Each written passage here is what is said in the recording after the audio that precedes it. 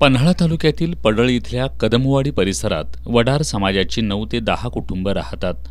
गेल्या 2 ते 3 महिन्यांपासून इथल्या सांडपाण्याचा मार्ग शेतकऱ्यांनी बंद केलाय। या सांडपाण्यामुळे शेतीचं नुकसान होत असल्यानं ग्रामपंचायतीनं यावर अन्य उपाययोजना करावी असं शेतकऱ्यांचं म्हणणं आहे। सांडपाणी जाण्याचा मार्ग बंद झाल्यानंतर इथल्या कुटुंबांनी याबाबत ग्रामपंचायत प्रशासनाला तोंडी सूचना दिल्या होत्या। त्यावर ग्रामपंचायतीच्या पदाधिकाऱ्यांनी भेट देऊन घरासमोर शोषखड्डे काढा आणि पाणी जिरवा असं सांगितलं। मात्र घरासमोर हे पाणी मुरत नाही असं तिथल्या नागरिकांचं म्हणणं आहे। जाऊन ग्रामपंचायतीमध्ये विषय काढलेला असं पाणी येते, पाणी जायला वाव नाही, त्यामुळे ग्रामपंचायतीमधले मॅडम त्या काय म्हटल्या, तुम्ही शौच खड्डे काढल्या आणि खड्डे काढा दारात।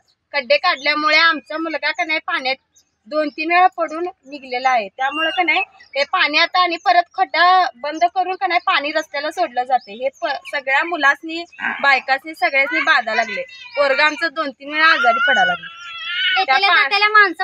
माणसं वरडा लागल्यात सगळ्यांनी। त्यांना काय वाटतं आम्ही पाणी सोडायला, पण पाणी जायला वावच नाही ना, आम्ही तर कुठे सोडणार पाणी? हा मेन प्रॉब्लेम आहे ना।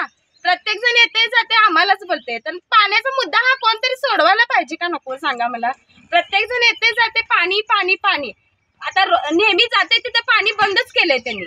ते पाणी आम्हाला गटार असू दे किंवा चर असू दे, हे पाण्याची सोय करून द्या, काही पण असू दे। सरपंच सविता केकलेकर, माजी उपसरपंच नवनाथ पाटील यांनी प्रत्यक्ष पाहणी करून तात्पुरते शोषखड्डे काढा, त्यानंतर येत्या काही दिवसात गावात पाणंदी रस्त्यांचं काम होणार आहे, त्यावेळी रस्त्याच्या बाजूने चर काढून देऊ असं आश्वासन दिलंय। पूर्वी ग्रामविकास अधिकारी आणि आम्ही सर्व सदस्य या ठिकाणी आलो होतो।